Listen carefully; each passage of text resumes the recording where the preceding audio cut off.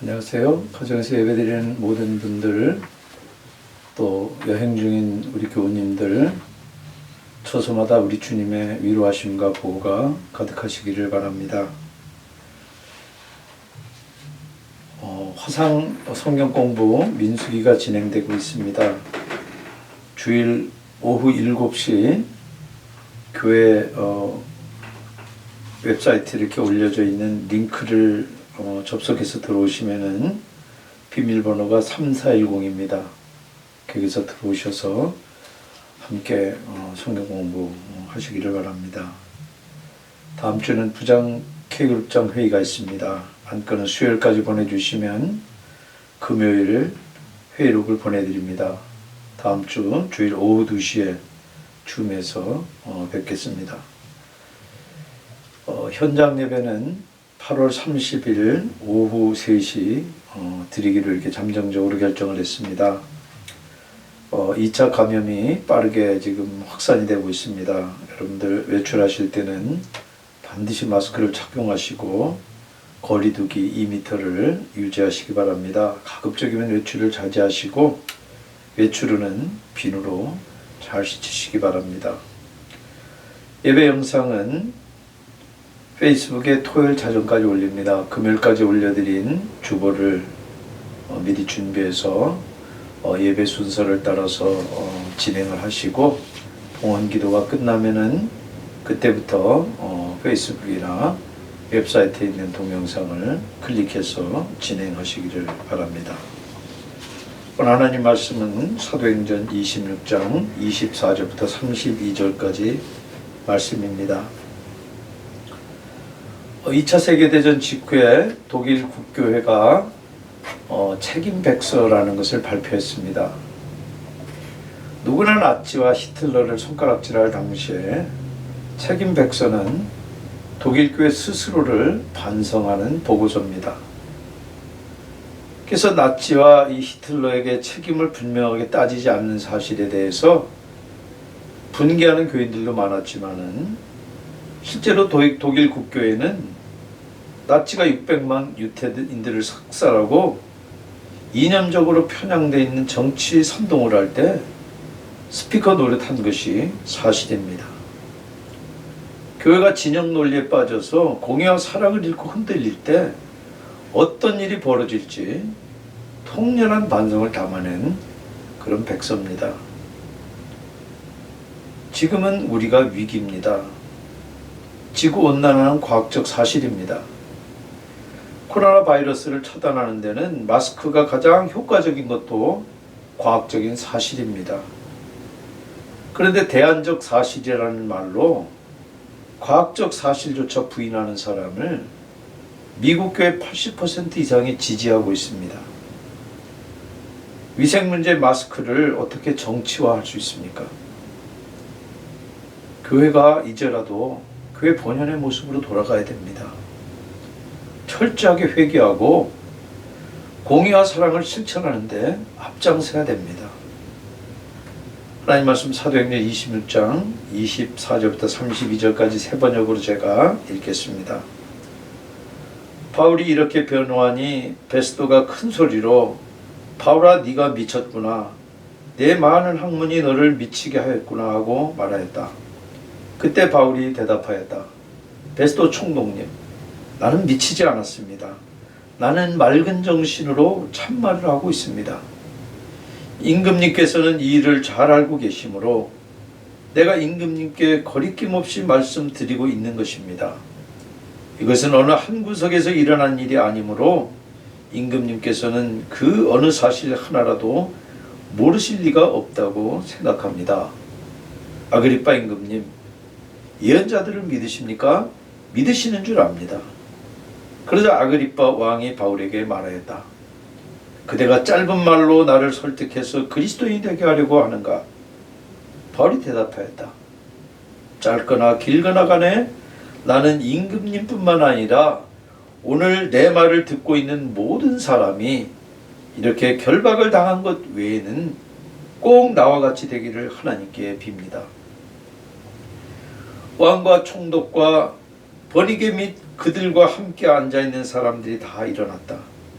그 뒤 물러가서 서로 말하였다.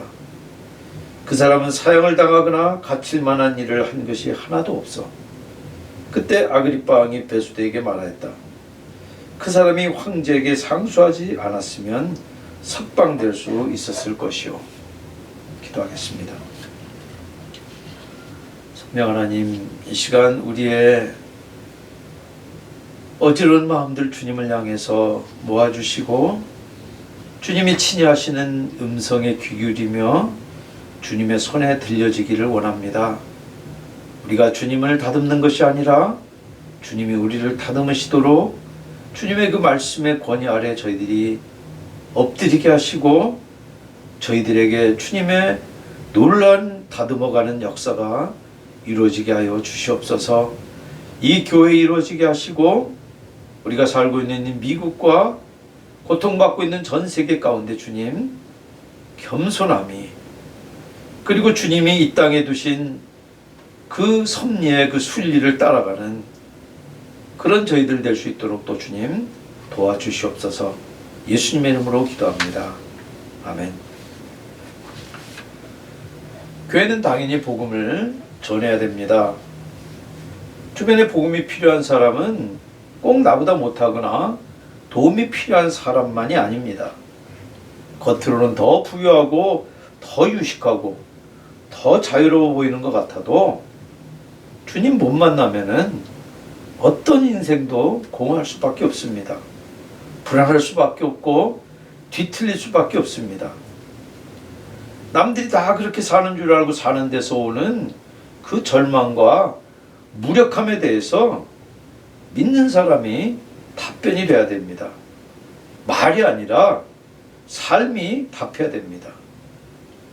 눈먼 사람은 결코 눈먼 사람을 인도할 수 없습니다. 자기도 믿지 못하고 살지 못하는 것을 어떻게 남에게 강요합니까?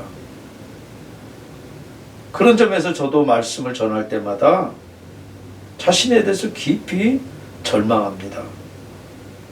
그리고 내 안에 그리스도께서 사시고 주님의 다스림이 이루어지기를 소망하면서 또다시 말씀을 들고 섭니다. 사도행전 24장부터 26장까지 바울이 3번이나 재판을 받습니다. 로마 총독 벨릭스에게, 그 다음에 후임 총독 베스도, 그리고 팔레스타인의 분봉왕인 헤롯 아그리파 2세 앞에서 모두 3번을 받습니다.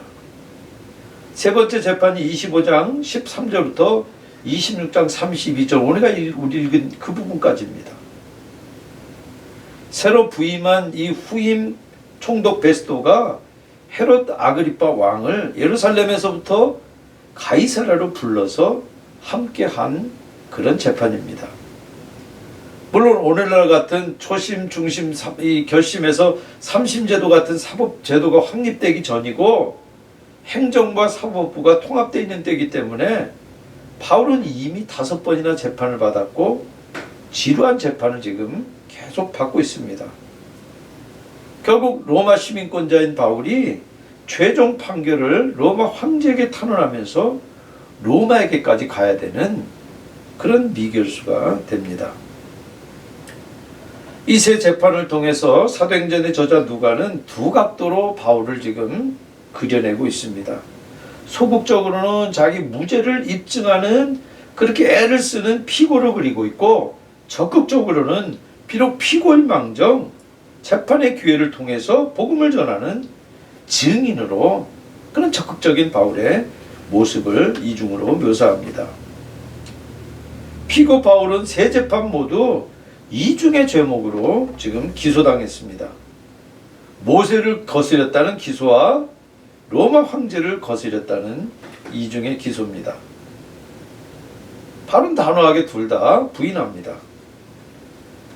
벨릭스 앞에서도 이미 자신이 불법단체를 구성했다는 죄를 부인하면서 복음이 구약 성경의 연장선상에 있다는 계시의 단일성을 통해서 복음을 옹호했습니다. 그러니까 지금 자기가 복음을 전하는 것은 배교도 아니고, 그리고 기독교는 불법단체가 될 수 없다는 것입니다. 그런 논리예요. 지금 후임 총독 베스도에게도 바울이 25장 10절에 각하께서는 잘 아시는 대로 나는 유대 사람에게 조금도 잘못한 것이 없습니다. 기소 내용을 역시 부인합니다.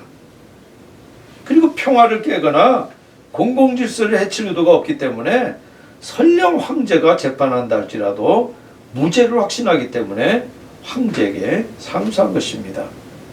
자신이 아나키스트 무정부주의자가 아니라는 얘기입니다. 설령 아무리 정의롭지 못한 국가라 할지라도 법 질서를 존중하는 것이 바로 주님의 가르침이라고 믿기 때문이에요. 그리고 이 세 번째 헤롯 아그리파 왕에서는 어떤 새로운 제도 제시된 게 없습니다. 왜냐하면 신임 총독이 분봉왕을 예우하는 차원에서 여는 그런 재판이에요. 분봉왕은 자주 바뀌는 로마 총독에 비해서 현지 사정에 박습니다. 물론 베스도 역시 바리새파 사두개파의 차이 정도, 그리고 유대인들의 그 메시아 사상, 그리고 유대교와 기독교 차이 정도의 그런 정도는 파악하고 있습니다. 그러나 황제에게 보낼 상소문에 자기가 지금 이 여태까지 아는 상식 가지고는 아무 죄도 없는 사람을 지금 황제에게 탄원했다 그래가지고 그냥 이 사람 내가 조사해보니까 죄도 없는데 그냥 이 사람이 탄원해서 보냅니다. 그렇게 해서 보낼 수는 없는 것입니다. 그래서 현지 사정에 자기보다 더 밝은 분봉왕의 그 판단이 요긴할 것으로 판단을 해서 지금 이 재판을 함께 여는 것입니다. 그래서 지금 이 분봉왕 앞에서 바울이 왜 유대인들이 자기를 죽이려고 하는지를 설명합니다. 이방인들에게 복음 전했기 때문이고, 그건 자기가 스스로 내린 결정이 아니라 주님의 명령이기 때문에 거부할 수 없다는 논지로 변론합니다. 그 법정에는 25장 23절을 보시면은 고급 장교들과 그 도시의 요인들과 함께 신문 장소로 들어갑니다. 가이사랴는 로마군 5개 연대가 주둔했습니다. 천부장이 5명 있다는 얘기입니다. 그러니까 천부장 5명과 요인들이 다 참석해서 듣는 그런 연회장에 가까운 그런 법정입니다. 바울은 그들을 향해서 자기가 만난 주님을 증인합니다. 이미 여러 곳에서 여러 번 증인한 것처럼 다마스쿠스에서 만난 그 주님, 자기 회심 사건까지 증언합니다. 그러니까 바울의 증언을 들은 베스도가 먼저 호통을 칩니다. 바울아, 네가 미쳤구나. 네 많은 학문이 너를 미치게 하였구나. 구약의 언약이 예수를 통해서 일관성 있게 성취되었다고 하는 이 바울의 논지를 잘 따라갈 수 없으니까 호통을 치고 협박하는 걸로 자기의 무지를 감춥니다. 바울은 지금 이 장면에서 자기 무죄를 입증하는 데 그치지 않고 이 증언기회를 통해서 삼중의 충성을 지금 선포하고 있습니다. 모세와 예언자들, 즉 구약 성경에 대한 충성, 그리고 황제에 대한 충성, 그리고 무엇보다 다마스쿠스 가다 만난 주님 예수 그리스도에 대한 충성, 이렇게 삼중의 충성을 선포하고 있어요. 그러니까 바울은 충성스러운 유대인이고 선량한 로마 시민이고 충성스러운 크리스천이에요. 진정한 팍스 로마를 추구하는 그런 평화주의자라는 얘기입니다. 사도행전의 저자 누가는 바울의 증언을 읽는 사람마다 바울이 주님의 증인으로 위임되어 있는 사실을 놓치지 않기를 기대하면서 지금 쓰고 있습니다. 세 차례 아시아와 유럽에서 왕성하고 생산적인 그런 선교를 마치고 예루살렘에 온 바울이에요. 근데 이제 가이사랴에서는 아무 일도 할 수 없는 죄수가 되어서 지금 갇힌 지 2년이 훌쩍 지났습니다. 얼마나 갑갑하고 좌절되겠습니까? 그러나 활발하든 잠잠하든 상황과 처지에 아랑곳 않고 복음 증거할 기회가 오면은 바울은 거침이 없습니다. 그 기회를 놓치지 않습니다. 벨릭스를 따로 만났을 때도 그랬지만은 여기 지금 공적으로 아그리빠 앞에서도 마찬가지예요. 그러니까 그 바울의 이 말귀를 알아들은 아그리빠가 그대가 짧은 말로 나를 설득해서 그리스도인이 되게 하려고 하는가? 저는 이 장면을 상상을 해봤습니다. 예루살렘에서 폼 잡고 살던 무리들이 가이사랴 총독부에 올 때 얼마나 폼 잡고 위세 부리면서 왔을지 눈에 선합니다. 근데 바울은 지금 그 화려함이나 권세 과시에 주눅들지 않습니다. 법정에 지금 질비하게 앉아있는 그 많은 귀족 명사들 앞에서 전혀 위축당하지 않습니다. 왜냐하면 권세자들의 비위를 맞추려고 들지 않기 때문이에요. 그들의 호의를 필요로 하는 대신에 그들과 왕이 구원받기를 원합니다. 그래서 자기 회심 사건을까지 말한 다음에 아그리빠 왕의 회심을 촉구해요. 그래서 3번에 걸쳐서 복음의 요소들을 반복해서 제시하는 것을 누가가 18절, 20절, 23절에 아주 테크니컬하게 그렇게 기록을 하고 있습니다. 그리고 아그리빠가 구약을 알고 믿는다는 전제로 회심을 촉구합니다. 임금님께서는 그 어느 사실 하나라도 모르실 리가 없다고 생각합니다. 구약의 예언과 그 예언대로 오셔서 죽으시고 부활하신 그 예수의 사건이 어느 한 구석에 일어난 일이 아니니까 당연히 아시죠? 그 반문에 이어서 아그리빠 임금님, 예언자들을 믿으십니까? 믿으시는 줄 압니다. 결정타를 날립니다. 정치적으로 아주 민감한 질문이에요. 만약 아그리빠가 경건한 유대인이라면은 의당 예언자들을 믿을 겁니다. 그러면 그 예언자들이 증언한 메시아 예수 그리스도 역시 믿어야 한다는 것이 바로 바울의 묻는 뜻이에요. 그런데 아그리빠가 예언자들 안 믿는다고 그렇게 말해버리면은 바리새파를 비롯해서 경건한 유대인들의 정치적인 반대에 직면해야 됩니다. 그러니까 답변을 회피해버립니다. 베스토부터 바울에게 호통을 쳤지만 베스토나 아그리빠는 바울이 멀쩡한 정도가 아니라 탁월한 사실을 누구보다도 서로 알고 인정을 합니다. 증언을 들은 이 귀족 명사들부터 하나같이 모두 말합니다. 그 사람은 사형을 당하거나 갇힐 만한 일 한 것이 하나도 없어. 그리고 아그리빠도 베스토에게 그 사람이 황제에게 상소하지 않았으면 석방될 수 있었을 것이요. 그 견해는 로마 황제에게 올릴 그 상소권의 기소문에 기록이 됐을 것입니다. 바울이 신문 장면에서 보여준 이 모범은 말 이상의 가치가 있습니다. 그런데 말보다 중요한 것은 행동이고 그 사람의 자세입니다.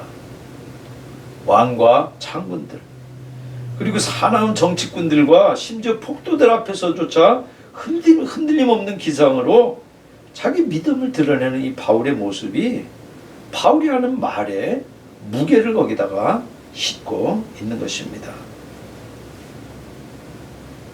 우리 주님은 누가복음 21장 12절에 사람들이 너희에게 손을 대어 박해하고 너희를 회당과 감옥에 넘겨줄 것이다. 너희는 내 이름 때문에 왕들과 총독들 앞에 끌려갈 것이다. 바로 예수 이름 때문에 제자들, 저 여러분들이 거기에 들어갑니다. 당연히 제자들이 권력자 앞에 끌려갈 것을 경고해요. 바울이 겪은 일이고 지금 우리들도 주님의 증인으로 살려고 하면은 피할 수 없는 사실입니다. 그런데 그때 주님이 하신 약속이 있습니다. 그러나 이것이 너희에게는 증언할 기회가 될 것이다. 그러나 너희는 변호할 말을 미리부터 생각하지 않도록 명심하여라. 나는 너희의 모든 대적자들이 맞서거나 반박할 수 없는 구변과 지혜를 너희에게 주겠다. 바로 바울이 경험한 일입니다. 바울이 공부를 많이 해서 아주 현학적이라서가 아니라 주님의 명령을 따랐기 때문이라는 것이, 그래서 이 유청한 증언이 지금 가능했다는 것이 그 비결은 우리가 실제로 주님의 이 명령에 복종해보지 않고는 경험할 수 없는 일입니다.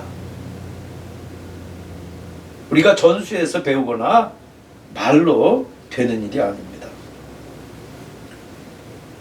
결국 바울은 골목전 앞에 서 있는 피고로 복음을 부끄러워하지 않는 수준이 아니라 그것을 훌쩍 뛰어넘어서 복음을 자랑하기까지 합니다. 짧거나 길거나 간에 나는 임금님뿐만 아니라 오늘 내 말을 듣고 있는 모든 사람이 이렇게 결박당한 것 외에는 꼭 나와 같이 되기를 하나님께 빕니다. 여러분, 어쩌면은 바울은 피고석에 지금 사슬에 묶여서 추궁당하는 대신에 이 베스도나 아그리파 편에 폼 잡고 앉았을 수도 있어요. 바리새파의 거장인 가말리엘 문화에서 배웠어요. 미국으로 하면 하버드 출신이에요. 교회 탄압할 때는 사내들인 공회와 대제사장들하고도 가까웠어요.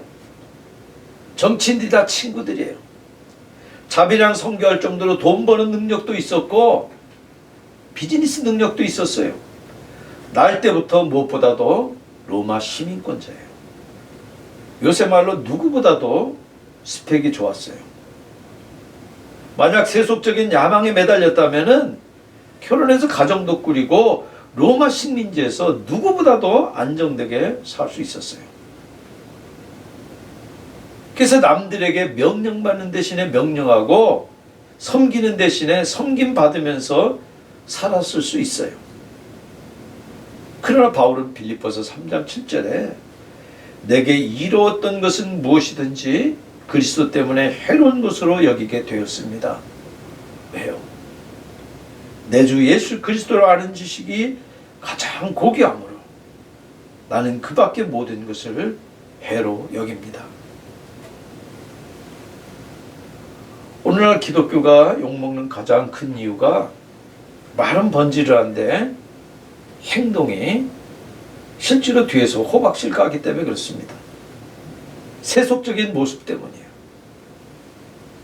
복음주의 교인들 가운데는 영적인 특권의식에 빠진 사람들이 많습니다. 심한 영적 진리를 알고 있다는 우월감과 자기밖에 모르는 이기주의, 평화와 안식 기쁨이 마치 자기들만의 어떤 전유물인 것처럼 여기는 마치 고린도 교인들 같은 그런 사람들이에요. 예수는 믿지만 명령받는 대신에 명령하면서 살고 섬기는 대신에 섬김받기 원하는 사람들이에요. 예수 그리스도를 아는 지식도 고귀하지만 내게 이로운 것도 여전히 고귀한 사람들이에요. 그런 세속주의적인, 그런 혼합주의적인 그런 태도를 교회원들 모습에서 너무 자주 보기 때문입니다. 여러분, 누가 과연 미쳤습니까? 지금 심판받는 사람입니까? 심판하는 사람입니까? 잠시 후면 사라질 그 권세와 명성을 위해서 권불 10년이라고 어떤 권세도 10년이 가지 못합니다. 근데 죽을지 살지 모르고 수단 방법 안 가리고 불나방처럼 쫓아가는 그 사람들입니까? 아니면 영원한 생명을 발견해서 하나뿐인 그 고귀한 생명을 생명 살리는 일에 그리고 참된 평화를 위해서 투자한 사람들입니까? 진리에 눈 감고 전통에 매달리는 수구 세력들입니까? 아니면 날마다 숨쉬는 순간마다 진리로 삶을 개혁하기 원하는 심령이 가난한 사람들입니까? 저도 은퇴할 때가 가까우니까 안정된 연금을 포기한 우리 부부를 저는 그래도 좀 덜하지만 제 아내는 몽땅 다 포기해서 미쳤다고 그러는 분들이 있습니다. 가만히 따져보면 저도 잠시 흔들릴 때가 있습니다. 그런데 여태 주님을 위해서 한 것이 아무것도 없는데 그거라도 해로 여길 수 있게 해주셨으니 감사하게 됩니다. 여기 사도 바울이 꼭 나와 같이 되길 바란다 하는 그 고백이 바로 저와 여러분들의 오늘 고백, 그리고 우리 교회의 고백이 되길 원합니다.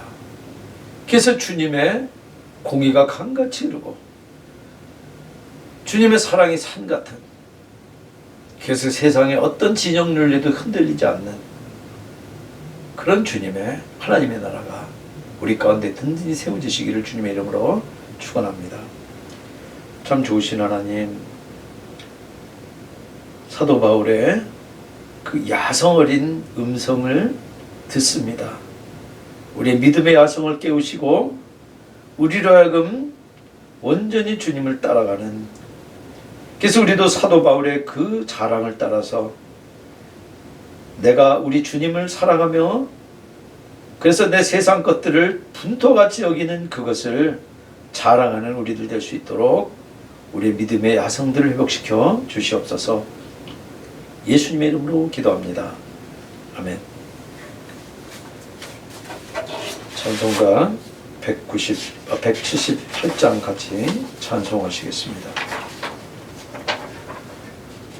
주 예수 믿는 자여 등불을 가지고 신랑을 영접하러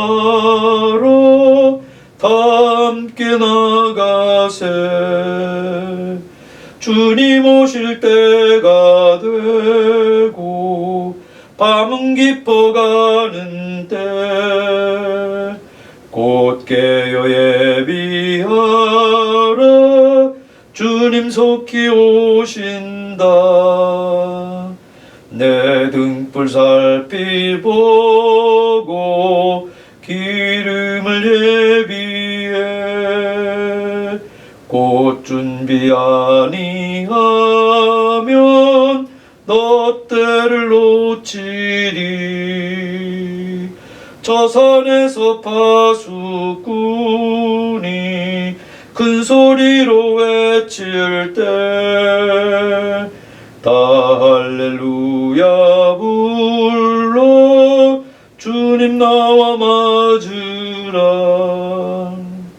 내 고대하던 주여 지금 곧 오셔서 이 어두운 세상 위에 참빛을 주소서. 나의 손을 높이 들고 우리 주께 비오니. 이 세상 구세주여 지금 강림하소서.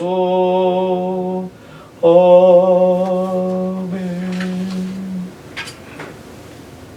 지금은 곧 오실 우리 왕 우리 주 예수 그리스도의 은혜와 아들도 우리를 아끼지 않고 내어내신 하늘아버지의 측량할 수 없는 사랑과 성령의 위로 교통 충만하심이 사랑하는 주의 백성들과 하나님 나라를 땅끝까지 일어나기를 원하며 땅끝에 가 계신 우리 선교사님들 사역지와 복음과 진리를 위해서 지금도 하나님 나라의 그 천병에 서 있는 모든 그 사역자들 삶의 현장 위에 지금부터 영원히 함께 하시기를 축원합니다.